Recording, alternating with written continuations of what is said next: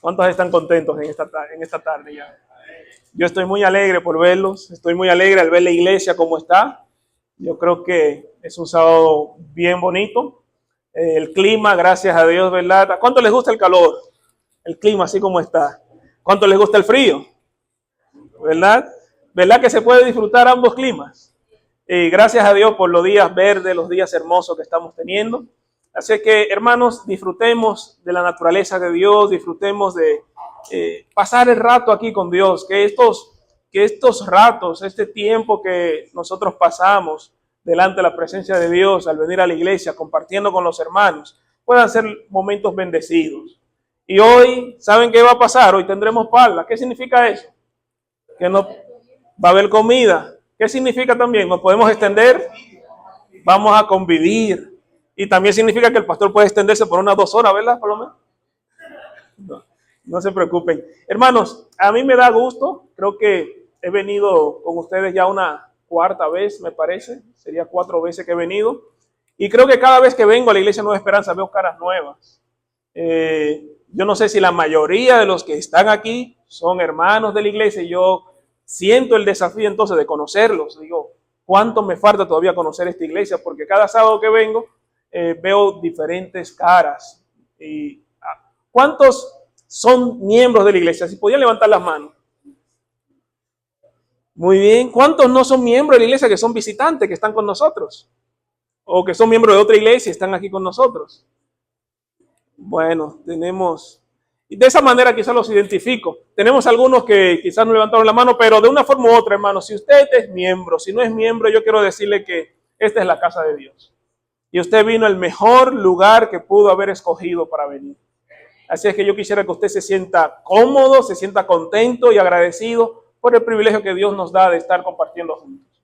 El tema de esta mañana, el cual estuve orando para que Dios pusiera en mi mente, es un tema que ya lo he presentado en otras congregaciones y es un tema que yo me siento muy identificado porque es algo que siempre he meditado y es con respecto a cómo puede Dios producir arrepentimiento en nosotros. De qué manera podemos nosotros de una situación trágica ver la oportunidad que Dios nos hace, que nos da, perdón, de un llamado a que nos entreguemos a Él.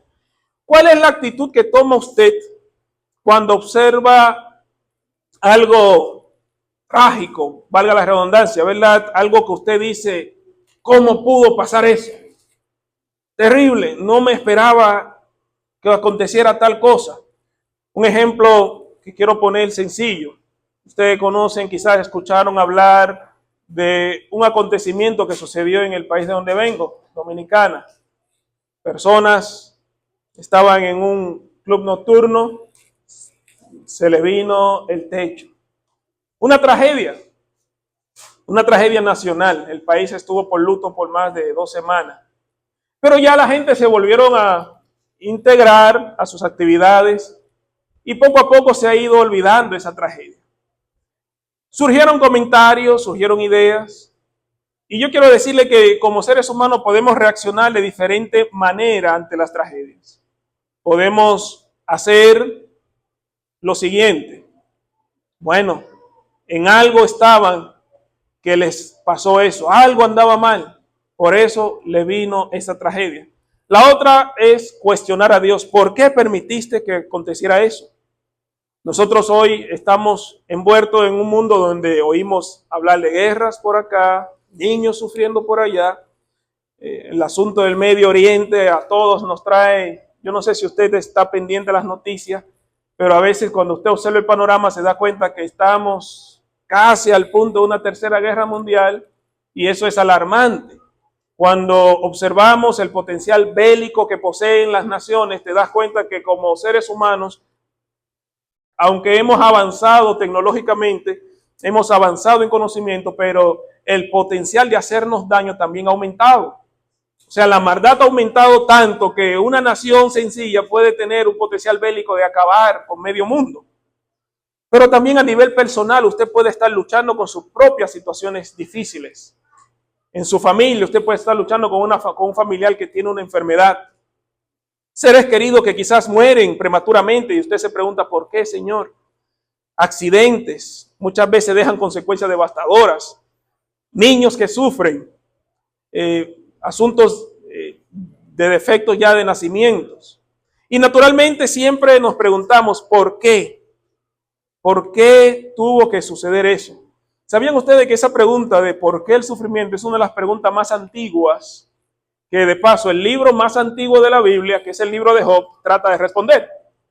Quizás usted sabe que en orden cronológico, en orden lógico, quizás el primer libro es Génesis, pero el libro con más antigüedad, que es el libro de Génesis, el libro de Job, trata de contestar las preguntas más difíciles que como seres humanos siempre hemos tenido. ¿Cuáles son? ¿Por qué tiene que sufrir el inocente? ¿Por qué a la gente buena le pasa cosas malas? Y como consecuencia, ¿saben qué hemos creado como seres humanos? Decir lo siguiente: las cosas malas solamente le pasan a personas malas. Si a la gente buena le pasó algo malo es porque estaba en algo malo. Esa es la lógica que hemos desarrollado. Esa es la lógica que se desarrolló en los tiempos bíblicos. Y Jesús tuvo que confrontar esa lógica. Jesús le tuvo que mostrar claramente que no necesariamente era lo que tenía que acontecer, que cosas malas y cosas buenas podían acontecer a gente mala y a gente buena. Usted puede ver una cosa excelentemente buena que le acontece a una gente mala y que usted diría, pero ¿cómo es posible que eso tan bueno le pase a esa gente que sabemos que está mala? Y en esta tarde pretendo estudiar con ustedes un pasaje bíblico donde Jesús confronta esa actitud de pensar, bueno, eso le pasó por esto y por aquello, porque estaba en algo malo, y aprovecha, en lugar de caer en un debate con ellos teológico, Jesús aprovecha para llamarle la atención a ese grupo que vinieron a cuestionarlo al arrepentimiento. Saben que cuando estudio cómo Jesús confrontaba a las personas, siempre me llama la atención la manera sabia en cómo él lo hacía. De algo que podía tornarse difícil, Jesús sacaba la oportunidad siempre para traer a las personas el terreno que él quería. ¿Y cuál era? El terreno de la salvación. Algo que se podía prestar para un debate, Jesús siempre lo traía. Mire, tú tienes que arrepentirte. Y vea conmigo el pasaje. Por eso el título que he puesto al tema es Frutos del Arrepentimiento. Vaya conmigo, por favor, a su Biblia, en Lucas capítulo 13, versículo 1 al 5. Lucas capítulo 13, versículos 1 al 5. Vamos a pedir la dirección de Dios antes de comenzar la lectura. Padre, ilumínanos. Gracias porque el Espíritu Santo reveló estas escrituras y sabemos que puede ayudarnos a entenderla también hoy. Que tú nos hables claramente a nuestras mentes y que el mensaje, Señor, que tú tienes para nosotros pueda ser recibido de manera agradable y sobre todo que produzca fruto de arrepentimiento. En el nombre de Jesús. Amén. Ok, si usted ya está ubicado en su Biblia, puede prenderla también, ¿verdad? Es un espacio donde usted puede interactuar también ahí con su teléfono si no tiene Biblia. La palabra de Dios en Lucas comienza diciendo lo siguiente. En este tiempo, o en este mismo tiempo, cuando el texto bíblico habla de este mismo tiempo, está tomando una acción continua, diciendo que no pasando mucho tiempo, vienen unas personas a realizar una acción. Y dice el texto, en este mismo tiempo, estaban allí algunos que le contaban acerca de los galileos, cuya sangre Pilato había mezclado con los sacrificios de ellos. Respondiendo Jesús, le dijo, ¿piensan que estos galileos, porque padecieron tales cosas, eran más pecadores que todos los galileos? Os digo, no, antes, si no os arrepentís, todos pereceréis de la misma manera. Y luego Jesús vuelve y toma otro escenario. O aquellos 18 sobre los cuales cayó la torre en Siloé, y los mató, ¿pensáis que eran más culpables que todos los hombres que habitan en Jerusalén? Os digo que no. Antes, si no os arrepentís, todos pereceréis de igual manera. Hermanos, el contexto es el siguiente. Pilato asesina a galileos durante un sacrificio. Aunque estos galileos no se mencionan con nombre, el libro de Hechos habla de algunos judíos que se levantaron y Pilato los mandó a matar. No tenemos el nombre de estas personas, no sabemos, ¿verdad?, quiénes eran. Simplemente sabemos que eran galileos, que fueron al templo un día a llevar sus sacrificios, y ese día, sin ellos saberlo, fue su último día aquí en la tierra. Una tragedia. ¿Por qué? Unas personas que iban con gozo, con júbilo, a llevar sus ofrendas al templo, a adorar al Señor, tuvieron ese final tan trágico. Estos hombres eran fieles porque estaban siguiendo el mandato de Dios de ir al templo, estaban buscando de Dios, fueron al templo con el fin de presentar sus dádivas al Señor. Estaban haciendo una acción buena, de las mejores que podemos decir. ¿O acaso cuánto creen, hermanos, que no es bueno venir al templo a ofrecer nuestra adoración a Dios? Todo, ¿verdad? Todos nos gusta venir. Imagínense que nosotros venimos con ese júbilo, así como venían esas personas.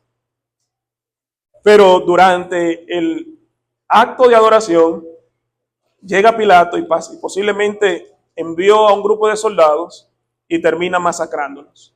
Esto era una noticia general. Todo el pueblo estaba hablando de ello. Y al parecer no era muy lejos que había pasado, no había pasado hace mucho tiempo. Y todavía había murmuraciones sobre el tema. Y ellos sabían que Jesús ahí estaba. Ellos sabían que Jesús tenía posiciones sobre algunos temas sociales y políticos. Ellos querían tentar a Jesús para saber qué él iba a decir sobre ello. Y esa gente van y se acercan a Jesús diciéndole, oye, ¿supiste de aquellas personas que fueron al templo a adorar, fueron a adorar a Jehová, fueron a ofrecer sacrificio? ¿Supiste el final de ellos? ¿Qué nos dice acerca de eso? Tú que profesas ser el Señor, el Dios, el Mesías, ¿qué comentario nos muestras sobre esas personas que perdieron su vida de manera tan trágica, haciendo un acto bueno? Y quiero imaginarme que decían, eran personas santas, eran personas cristianas, eran personas entregadas a Dios. ¿Por qué murieron así? Cristo, en lugar de confrontarlos diciendo, esa gente murieron por esto y por aquello, él toma otro ejemplo y le dicen, miren, estas personas que ustedes vieron que pasaron por esta tragedia, ¿creen ustedes que eran más pecadores que ustedes? Y luego toma otro ejemplo, o aquellos que murieron en la torre, que eran 18, que les cayó la torre en Siloé, ¿creen ustedes que también eran más pecadores y por eso les aconteció? Hermano, Jesús rechaza la idea de que eran más pecadores. Y esta idea, a lo largo de la Biblia, estaba ampliamente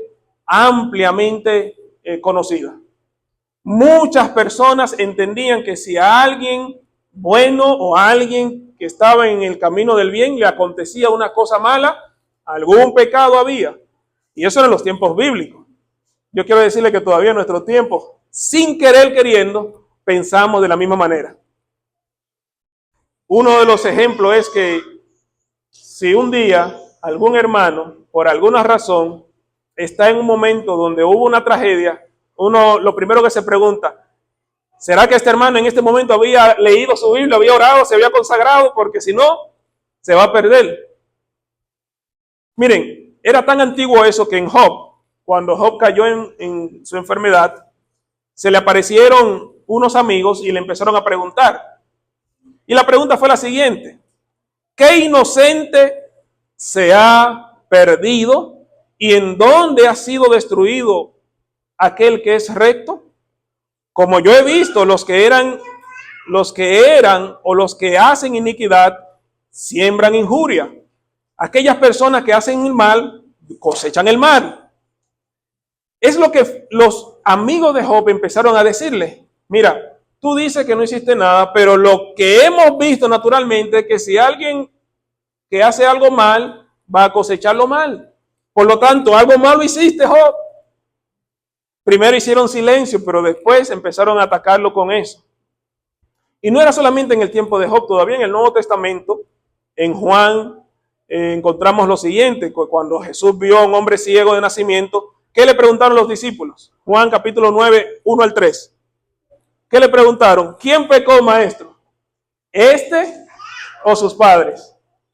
O sea, era una idea muy popular en ese tiempo que la gente mala o que la gente que hiciera cosas malas pagaran con las consecuencias. Yo mencionaba en la lección del famoso calma divino. Nosotros como cristianos no creemos en el calma. Se supone que no debemos creer porque es una creencia que viene de literalmente de la nueva era, pues es básicamente filosofía e ideología oriental que nosotros hemos adquirido y hemos asimilado y lo hemos filtrado bíblicamente y creemos en él. Y a veces hablamos de justicia divina, pero también es un tipo de calma divina, que no es bíblico esto. Jesús está confrontando esa idea, hermano, que el día que le pueda llegar a pasar una tragedia a una persona, no necesariamente tiene que ver si era pecador o no pecador.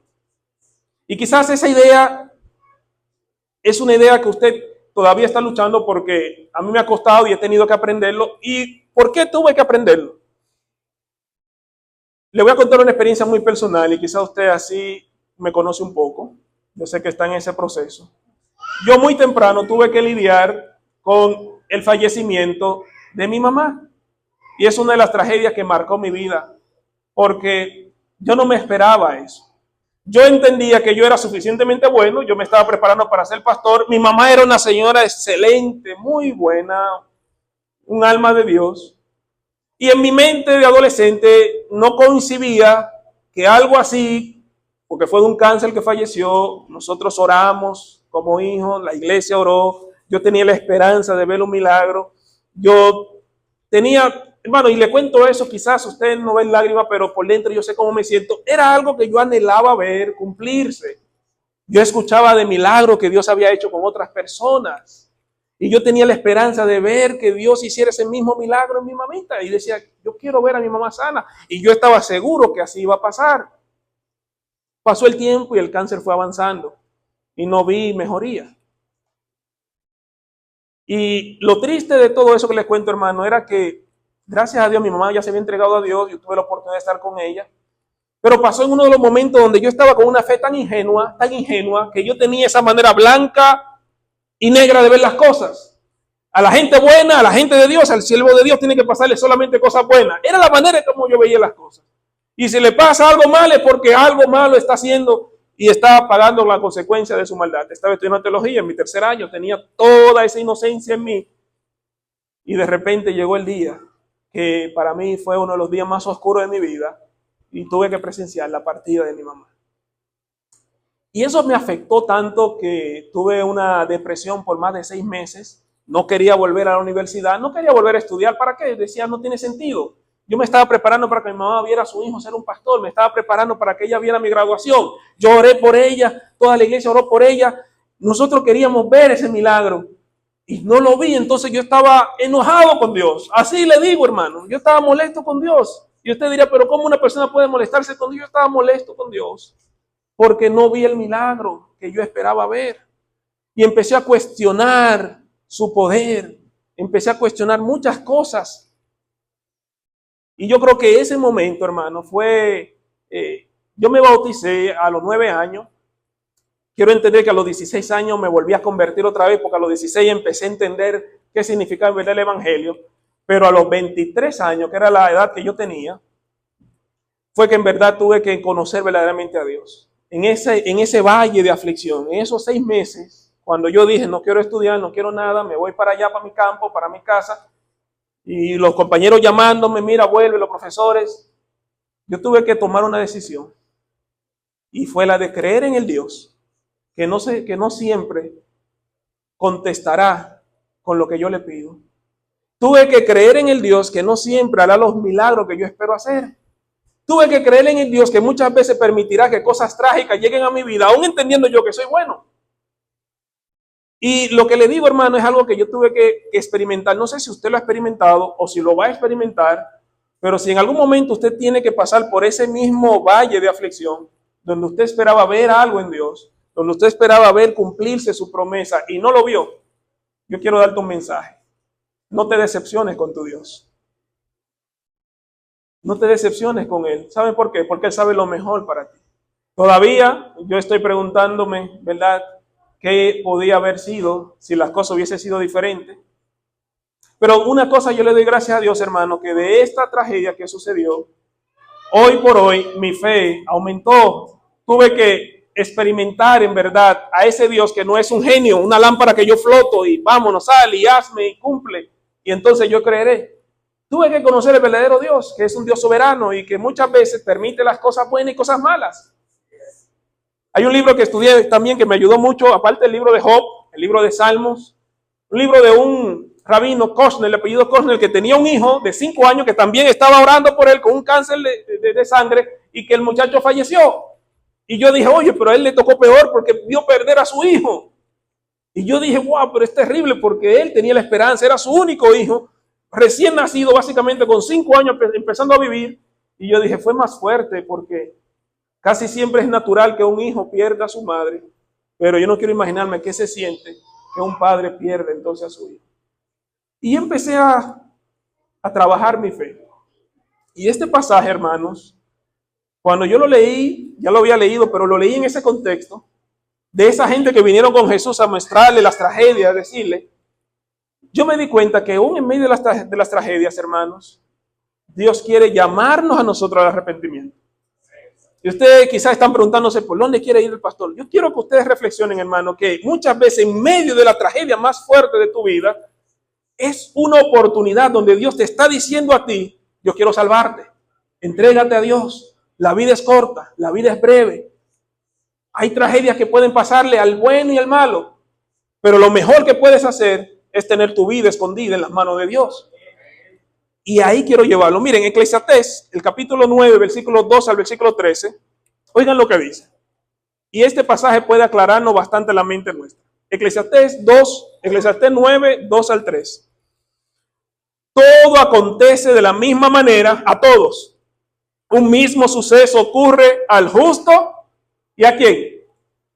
Y al impío. El bueno, al limpio y al no limpio, al que sacrifica y al que no sacrifica, como al bueno, así al que peca, el que jura como el que teme el juramento. Este mal hay entre todo lo que se hace debajo del sol, que a un mismo suceso acontece a todos. También que el corazón de los hijos de los hombres está lleno de mal y de insensatez en su corazón durante su vida. Y después de esto van a los muertos. Hermanos, estamos ya en la mitad del mensaje. Y hasta ahora hay una cosa que hemos aprendido.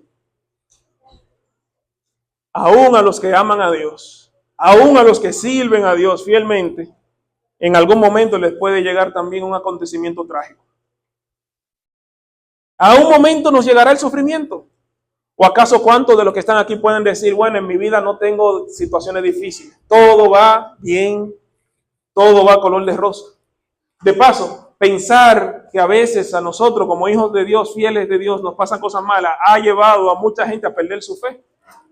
Yo le doy gracias a Dios porque estoy aquí con ustedes y mantuve mi fe, pero por menos de ahí, hay personas que han dicho, yo no voy a creer más en Dios. De paso, hay un teólogo, Bart Ehrman, es uno de los teólogos más, yo pudiera decir, destacado que he conocido, muy capaz. Y él, por contemplar el tema de algunos países, por qué sufren los niños, él sencillamente ya no cree en el Dios como creía. Él dice, no, es que no puede existir un Dios que tolere el sufrimiento.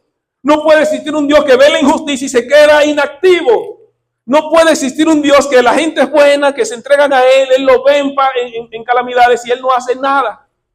Y él decidió no creer en ese Dios. Y ahora enseña un tipo de teología secular. Y trata de convencer a otro teólogo para que dejen de creer en ese Dios que es mitológico para él.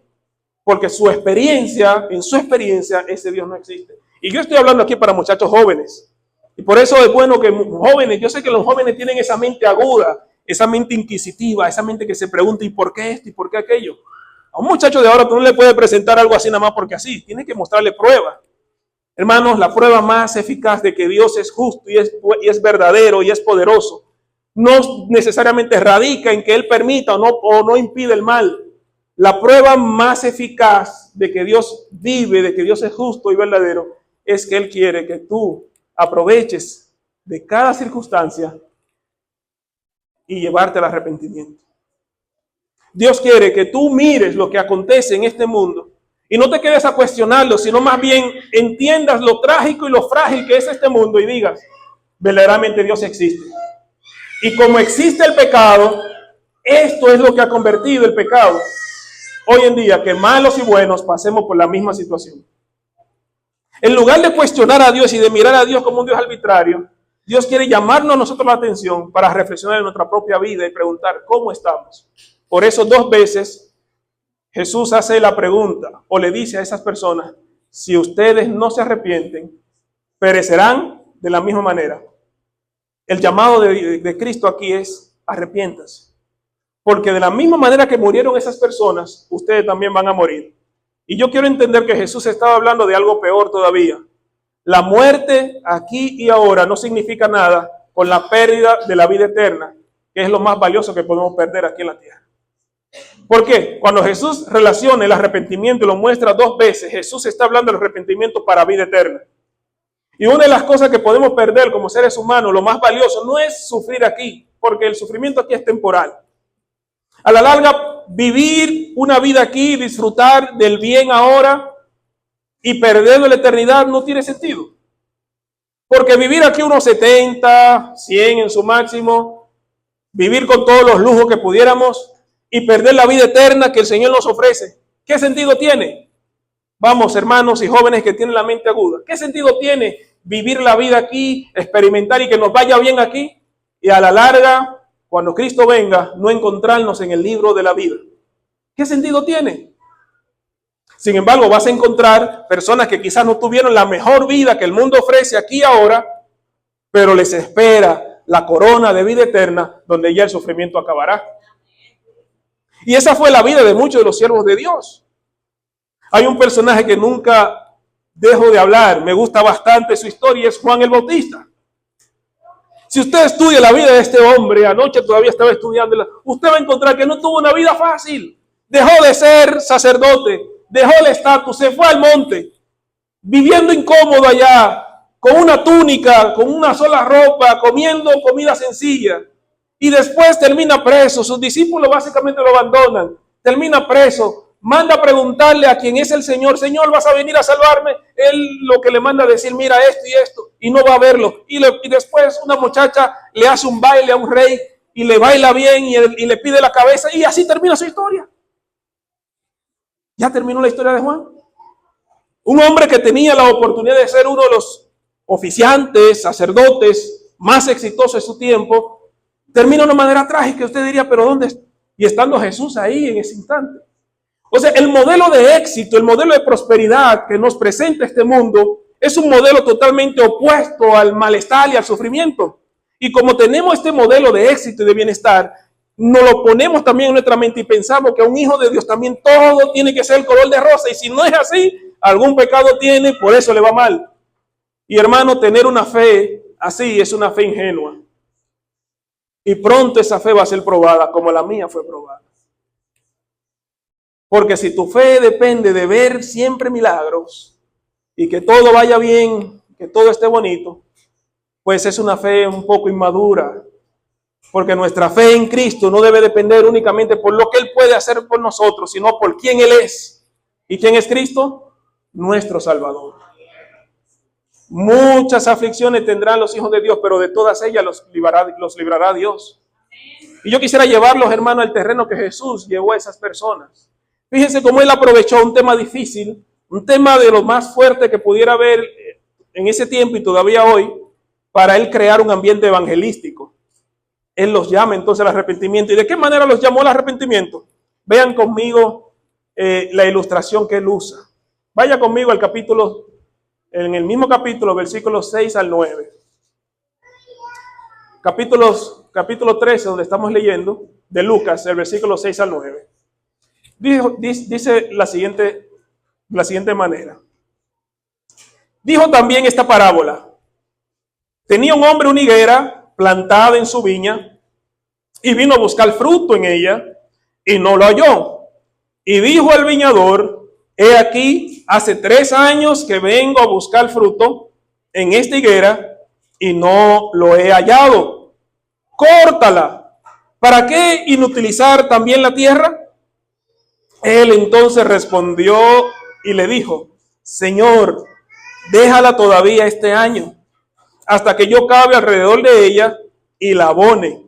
Y si diere fruto, bien, y si no, córtala. después.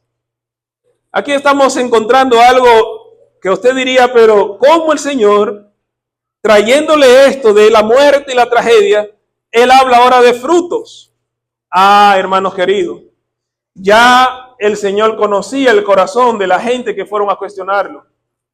Estas personas que se acercaron a Jesús no se acercaron únicamente con el fin de escuchar una posición.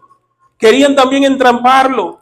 Estas personas tenían la cualidad de buscar en qué podía fallar Jesús. Y como este tema era un tema social, era un tema político, ellos querían ver la postura de Jesús.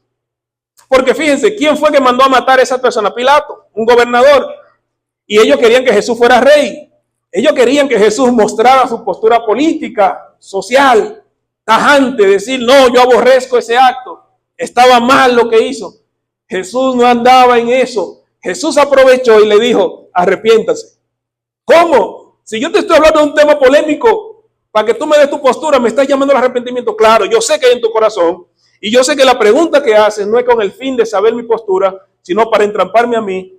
Si tú no te arrepientes, te puede pasar algo peor que esto. Hermanos, muchos de estos líderes pertenecían a la parte religiosa oligárquica de Israel. Ya Jesús tenía más de 3 años, casi 3 años con ellos. Juan el Bautista les había hablado. De paso, Juan el Bautista les llamó al arrepentimiento. Les decía, haced frutos dignos de arrepentimiento. Era el mensaje de Juan, arrepiéntanse. Y ahora Jesús vino y estaba predicando, le veían los milagros, pero ellos todavía seguían incrédulos. Jesús conocía el corazón de ellos, sabía que todavía necesitaban entregarse a Dios. Y por eso les contó la parábola de la higuera. Si usted se va a la Biblia, usted va a encontrar que la higuera, ¿a quién representaba, hermanos queridos? La viña. Si usted se va a Isaías capítulo 5, versículo 1 al 7. ¿Con qué presenta Dios? ¿Cómo encontramos la similitud de Israel como la viña de Dios con el pueblo? Hay una imagen que utiliza aquí Isaías diciendo que Dios había plantado viñas y esperaba que dieran ¿qué? Frutos dulces, pero que finalmente no se produjo el fruto que él daba. Y él pregunta, ¿qué haré pues más con esa viña? Y esto representaba, hermano, lo que estaba pasando literalmente con Israel. ¿Cuánto tiempo ya venía Dios trabajando con ellos como pueblo? Y todavía seguían incrédulos. De paso, Jesús una vez lloró sobre Jerusalén, diciendo que si tú supieras lo que va a venir sobre ti, te arrepintieras. En Mateo 21, capítulo 21, versículo 19, Jesús hace algo para que los discípulos vean, y es que se acerca a una higuera y ve a esa higuera como frondosa, muy frondosa, pero sin frutos. Y la maldice y se seca la higuera. Y todo eso era para ilustrar el estado del pueblo y de muchos líderes que seguían a Jesús para entramparlo. Tenían quizá la apariencia de que estaban religiosamente correctos, pero los frutos que Jesús esperaba no le estaban dando, o que Dios esperaba. Y Juan capítulo 15, versículo 2 expresa lo siguiente: todo pámpano que en mí no da fruto, ¿qué va a pasar? ¿Quién es la vid verdadera, hermanos? Cristo Jesús es la vid verdadera. Y cuando usted está sembrado, plantado en Jesús, ¿qué Él espera que tú des?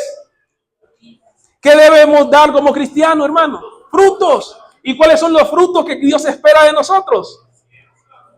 Si usted se va a Gálatas, usted va a encontrar el fruto del Espíritu Santo, que es amor, y que de ahí se desprenden otros frutos. ¿Y usted cree que esas personas que fueron y que buscaban a Jesús con el fin de entramparlo para ver qué postura tiene y quizás para matarlo, estaban teniendo el fruto del Espíritu Santo en su corazón? Jesús una vez le dijo, ustedes no son hijos de Abraham porque no están haciendo la obra de Abraham, ustedes son hijos del diablo porque están haciendo la obra de ¿quién? Del diablo, porque el diablo es homicida desde el principio. Si ustedes fueran hijos de Dios o hijos de Abraham, sus obras entonces fueran las obras de Dios. Y eso era los frutos a los cuales se refería Dios, porque ¿qué tenía el pueblo? Tenía mucho conocimiento, tenía la palabra de Dios, pero sus frutos, hermanos, eran totalmente opuestos al conocimiento que tenía. Iglesia de Dios, iglesia adventista, llegaremos a, como iglesia, a tener quizás esa situación o parecida o cerquita. ¿Cuáles son los frutos que estamos manifestando hoy en día? Porque quizás uno se identifique y diría, bueno, eso le pasó al pueblo, pero ¿será que hoy en día pasa lo mismo? Porque conocimiento tenían los líderes religiosos, suficiente, pero sus frutos eran totalmente opuestos a esto. Y ya se estaba acercando la hora. Y de paso, la ilustración que usa Jesús de esta higuera era muy importante, porque en un estudio que estaba haciéndole sobre eso, había una época donde se esperaba, habían 4 etapas. El primer fruto, el segundo fruto, el tercer fruto todavía no era considerado bueno. El cuarto fruto de un árbol era el fruto de Dios. Por lo tanto, había una época donde se le daba un tiempo de misericordia a este árbol. Este árbol aquí que está mencionando la palabra de Dios, ¿cuánto tiempo ya tenía que no daba fruto? ¿Cuántos años? 3 años. Y el cuarto año se supone que ya era el año de misericordia, donde ya daba el fruto. Y era una relación, una similitud con el pueblo. Ya habían 3 años Jesús con ellos, predicándole, viendo manifestaciones poderosas. Y todavía no habían dado el fruto, el arrepentimiento. Y me llama la atención, hermano, que en la misma parábola hay una respuesta aquí. Él se pregunta, ¿qué voy a hacer pues con esto? Alguien dice, córtala. ¿Para qué inutilizar también la tierra? Es lógico, ¿verdad? ¿Cuántos se han dedicado a sembrar tierra? Cuando usted tiene un árbol o tiene una planta, que por ejemplo yo me crié en una zona donde se sembraba plátanos. El plátano tiene algo que si usted le siembra una mata de sombra alrededor, el plátano no va a recibir los rayos del sol, las raíces de esa planta, quizás no frutal, va a impedir también que ese plátano absorba los nutrientes y los plátanos no le van a dar plátano suficiente, porque usted tiene un árbol que está impidiendo el crecimiento y el desarrollo del otro plátano. Entonces lo que hacen la gente es cortar esos árboles para que el plátano entonces pueda crecer, recibir los rayos del sol, recibir los nutrientes y crecer. Por eso aquí la pregunta, ¿para qué inutilizar la tierra? Porque un árbol que está plantado en un lugar y no está siendo útil es una inutilidad. Y aquí dice el texto, ¿para qué inutilizar la tierra? Córtala. Entonces, respondiendo el Señor, le dijo, déjala todavía, ¿qué? Déjala un año más. Hermanos, si nos vamos al significado de la parábola, vamos a ayúdenme a entenderla. ¿Quién es el dueño de la viña? Dios es el dueño, Dios el Padre es el dueño. ¿Quién es el viñador? Cristo Jesús es el viñador. Cristo es el que cosecha los frutos en nosotros. ¿Y la higuera qué representa aquí? Nosotros, el pueblo de Dios. Y la viña, entonces, es el terreno donde estamos sentados, donde estamos nosotros, y puede ser este mundo. Pero sobre todo la viña o los frutos que Dios quiere que demos, el fruto de la viña son los frutos espirituales. Yo quisiera preguntarte, hermano querido, ¿será que estás en un terreno donde no estás dando los frutos que el Señor quiere? Porque aquí el llamado que hace el hombre no solamente a que la deje por un año más. ¿Cuál es la recomendación que le dice? ¿Qué dice? Déjala un año más hasta que yo cabe alrededor de ella. Miren, yo me quiero detener ahí un poquito. Yo cuando estaba en Oleita, había un hermano que me dijo, en Oleita se cultiva bastante, los hermanos se dedican mucho a la siembra, y en su casa él tenía un árbol, y él me dijo, pastor, ese árbol estaba plantado allá, y yo vi que no estaba teniendo un desarrollo ideal, y yo lo removí con tu raíz, y lo puse en ese lugar donde tú ves que está puesto, y mira los resultados. ¿Valió la pena, verdad, remover ese árbol donde estaba? Él no sabía qué pasaba en el terreno allá, porque no podía ver por debajo de la tierra, pero él me dijo que ahora al removerlo de ese lugar, el árbol había cobrado mejor vida. Aquí está pasando lo mismo. Remover la tierra, cavar la tierra o remover un árbol puede significar, hermano, cavar la dureza de nuestro corazón. ¿Y quién puede hacer ese trabajo en nuestras vidas? El Espíritu Santo, Dios. Aquí estamos viendo la misericordia todavía de Dios, diciendo, dale todavía un tiempo hasta que el Espíritu Santo trabaje en su corazón, cabe profundamente, quite las piedras, quite la dureza, y luego de cavar, entonces vamos a abonarla. ¿Y qué es el abono entonces? Si pudiéramos ver el abono en el sentido espiritual, ¿qué es lo que puede abonar nuestra vida? La palabra de Dios, la oración. Es el alimento que necesitamos para crecer espiritualmente. Aquí estamos viendo la misericordia de Dios manifestada, pero no para que estemos sin hacer nada, sino darle un tiempo para que esa persona espiritualmente se consagre y pueda nuevamente surgir con más fuerza. Abonar y cavar son significado de la misericordia de Dios. Cuando Dios tiene misericordia de ti, Él te da un tiempo para que tú vuelvas otra vez. Y muchas veces ese proceso puede ser un proceso de prueba en tu vida. Yo les conté la experiencia que pasó conmigo. Fueron unos 6 meses difíciles. Pero en esos 6 meses yo pensé que yo tenía una fe buena, firme, pero entendí que mi fe era débil. Quizás a alguno le tome un poco más de tiempo recapacitar, quizás llegue o tenga que llegar una prueba a nuestra vida, una tragedia, para que ese proceso de remover la tierra, de abonarla, pueda surgir para que nosotros demos el fruto entonces que Dios quiere. Siempre Dios ha mostrado misericordia para nosotros. Siempre ha habido un tiempo de gracia.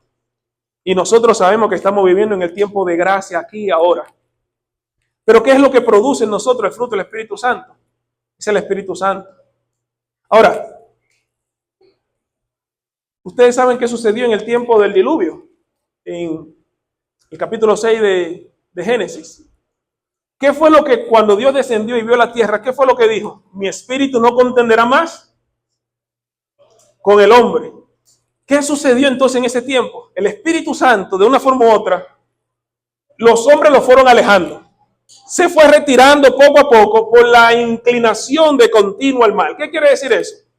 Usted ha escuchado hablar del pecado imperdonable, que es sencillamente si lo podemos explicar de manera sencilla, es el rechazo constante y continuo, intencional, del llamado de Dios al arrepentimiento.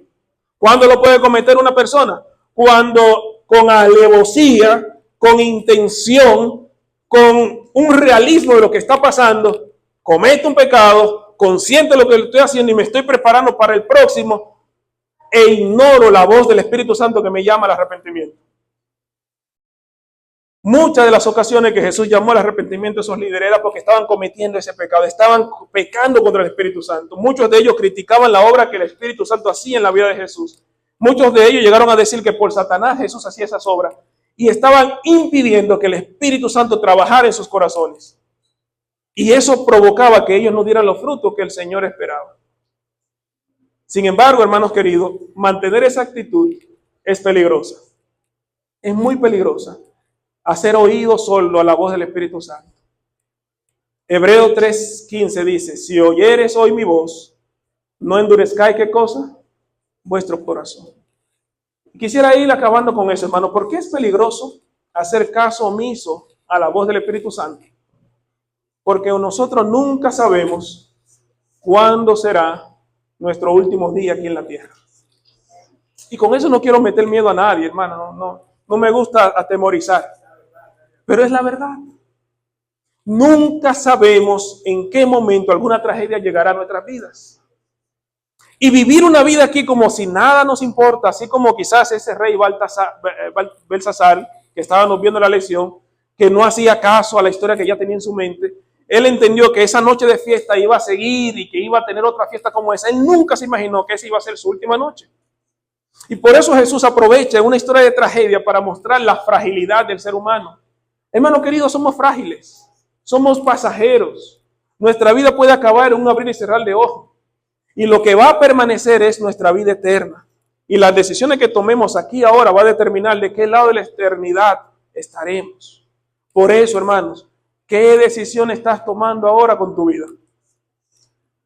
Conociendo que la vida es tan frágil y tan fugaz, ¿qué haces con tus decisiones? ¿Escuchas la voz del Espíritu Santo? ¿Tus decisiones son un reflejo de tu intimidad con Dios? ¿O vives una vida desenfrenada sin importar las consecuencias? Este mensaje, hermano, más que dar miedo, es un llamado al arrepentimiento. Porque no importa si estás o no en los caminos de Dios, llega un momento donde en algún momento tendremos que decir adiós a este mundo. ¿Y cómo estará tu vida cuando Cristo venga? ¿Qué haces aquí ahora que está edificando tu vida para la eternidad? El hecho de venir a la iglesia, de leer la Biblia, hermano, debe provocar en nosotros fruto de arrepentimiento. No permitamos que los años y el tiempo aquí nos pasen en vano. Seamos cristianos. Y cuando me refiero a ser cristianos, démosle el corazón a Dios y mostremos que en verdad Dios vive en nuestras vidas, repudiando el pecado en nuestras vidas y buscando cada oportunidad que nos da Dios para arrepentirnos. Porque no podemos resistir la voz del Espíritu Santo por mucho tiempo, hermano. Y usted y yo sabemos cuáles son las cosas que quizás están resistiendo al Espíritu Santo. En mi tiempo, posiblemente que yo, como le dije, que tuve ese encuentro con Dios, era mi fe ingenua, pensando que Dios era de la manera en como yo lo creía. Tenía un modelo de Dios que estaba encasillado en blanco y negro. Era así o así, y si no, pues ya falló el Dios para mí. Cuando yo vi que ese Dios me falló, decía, ya ese Dios no existe, lo saqué de mi reino. O lo estaba por sacar, gracias a Dios todavía permanece y permaneció. Entonces no quisiera que tú formes ese concepto de Dios, más bien forma un concepto de Dios personal, un Dios que conoce, que sabe quién eres, pero sobre todo un Dios que quiere salvarte. Lo más importante que Dios quiere hacer en esta tierra, hermano, es salvarnos a nosotros. Por lo tanto, yo quisiera que te desvíe tu mente de todos esos conflictos que está pasando. Observa todo lo que está pasando y pregúntate, ¿cómo está mi vida espiritual aquí ahora? Cuando Cristo venga, ¿encontrará en mí este hombre o esta mujer fiel a Él? O intentando ser fiel por lo menos. Luchando en el camino y quizás batallando, pero todavía diciendo, Señor, yo quiero tener un corazón sincero delante de ti.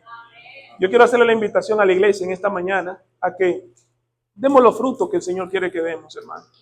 Nosotros no sabemos, como bien le decía, en qué momento la tragedia tocará nuestras puertas. Y yo le contaría historias, ¿verdad? Pero a veces me han impactado momentos donde he escuchado cosas de despedidas que no pude hacer. Tengo la imagen todavía de hermanos que yo sé que en un momento me fui, ya no los vi. Y lo primero que escuché, pastor, sucedió esto con esa persona. Y yo digo, wow, qué tristeza. Y siempre me pregunto, ¿cómo estaba este hermano espiritualmente en ese momento que le llegó eso? ¿Cómo estarás cuando en algún momento llegue la tragedia a tu vida? Porque puede llegar, hermanos. ¿O me equivoco? Puede llegar y quizás va a llegar. Dios nos libre y Dios nos cuide. Y claro, sabemos que el ángel de Jehová acampa alrededor de los que le temen y los protege. Sin embargo, la promesa de Dios es, aunque pase por el fuego, yo estaré contigo. La promesa de Dios es estar con nosotros. Por lo tanto, hermano, preparémonos. Vendrán días peligrosos a esta tierra y ya lo estamos viviendo. Pero lo que Dios quiere más es que cultivemos una relación personal con Él. Que tengamos una vida entregada tan a Él que los vientos que golpeen fuerte nuestra barca no la lleven a zozobrar. Porque los vientos y las tempestades vendrán, pero nuestra fe será el ancla que nos ayudará a resistir. Que el Señor nos ayude, iglesia. Pronto vamos a, claro, lo tenemos que hablar en la Junta, pero pronto vamos a tener una ceremonia aquí de una Santa Cena. ¿Qué son las Santa Cena? Son la oportunidad donde quisiéramos que la iglesia se vuelva a reconsagrar. Como pastor, yo siempre creo, hermano, en que como iglesia siempre podemos volver a empezar. Como individuo podemos volver a empezar.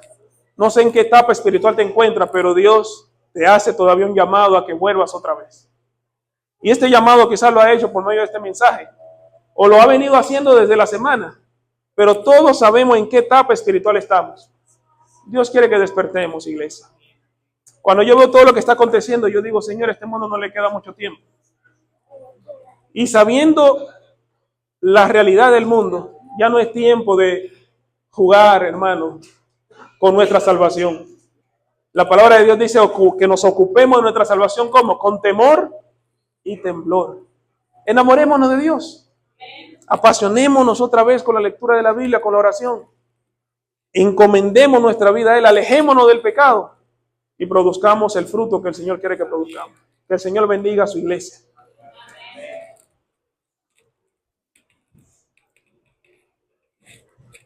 Hermano, vamos a cantar el himno que tenemos para finalizar y luego con este himno vamos a orar y concluiremos.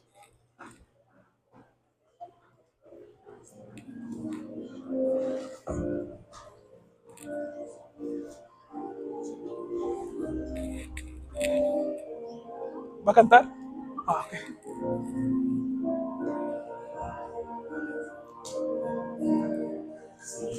Motivo de valor,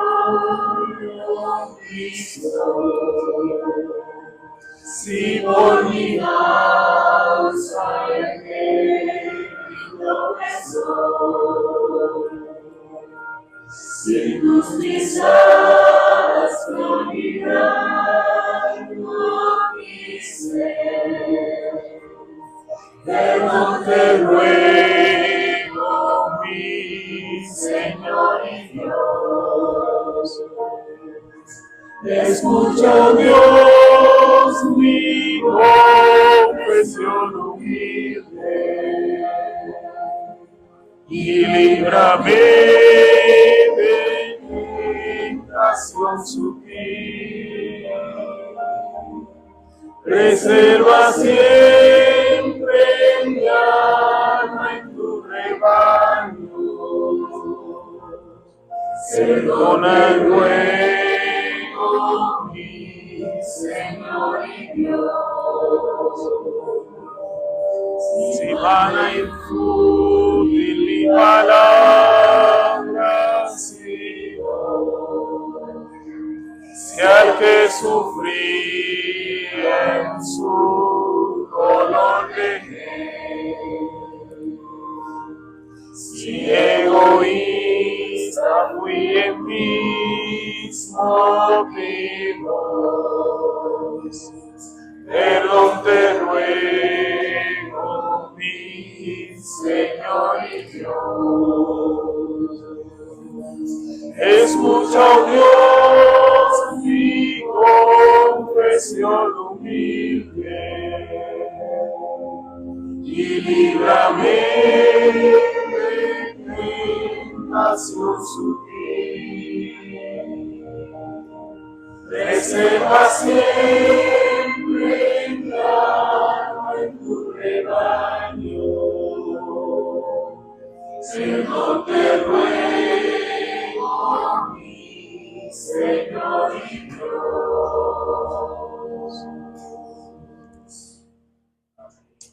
Vamos a orar. Padre Celestial, aquí está tu iglesia sobre sus pies. Hemos escuchado, Señor, tu palabra y hemos aceptado la invitación que nos hace, Señor, a abrirte nuestro corazón para que tú mores en él y puedas darnos el perdón y podamos producir entonces el fruto del Espíritu Santo, el fruto del arrepentimiento, por medio de una verdadera conversión de nuestras vidas. Señor, tú vienes pronto y sabemos que estás más cerca de lo que esperamos. Pero aparte de tu venida, hay otras cosas que pueden sorprendernos aquí en la tierra. Hay muchas cosas que pueden agarrarnos por sorpresa. Tragedias, momentos difíciles que quizás no nos esperábamos. Y podemos preguntarnos ahora mismo, Señor, ¿cómo estamos? ¿Estamos listos para resistir a esos ataques que pueden llegar de sorpresa? ¿Cómo está nuestro corazón? ¿Estamos tratando de buscarte de verdad? ¿O simplemente estamos mostrando una apariencia, Señor? Si es así, Padre, límpianos y permite que podamos dar los frutos que tú quieres que demos. Señor, ven y mora en nuestras vidas ahora, Señor, y transforma nuestro corazón y danos un corazón de carne y pon un corazón sensible a la voz del Espíritu Santo. Que no lo resistamos. Si el Espíritu Santo en algún momento nos muestra que estamos mal, permítenos aceptar eso y arrepentirnos. Gracias porque tú tienes misericordia en nosotros. Gracias porque tu piedad, Señor, todavía es la que nos sostiene y todavía respiramos. Porque por tu misericordia aún estamos aquí. Sabemos que esta misericordia, Señor, está llegando a su final con la segunda venida, donde tú vendrás. Y sabemos que ahora es el tiempo de arrepentimiento. Hoy es el tiempo de salvación. Por lo tanto, bendice a tu iglesia y permite, Señor, que podamos vivir vidas consagradas a ti. Así que te pedimos perdón. Si hemos dudado, si hemos pensado de manera inadecuada, si en nuestro corazón todavía guardamos cosas que nadie sabe, pero tú sabes, ayúdanos a apartarnos de ellas y a dejar ese camino que estamos y a tomar el camino recto que tú nos ofreces. Gracias por este sábado hermoso que nos has dado. Quiero de paso pedirte, Señor, por los alimentos que se van a servir dentro de poco y permite que puedan ser de provecho para nosotros. Y gracias por la convivencia que tendremos. En el nombre de Cristo te lo pedimos. Amén.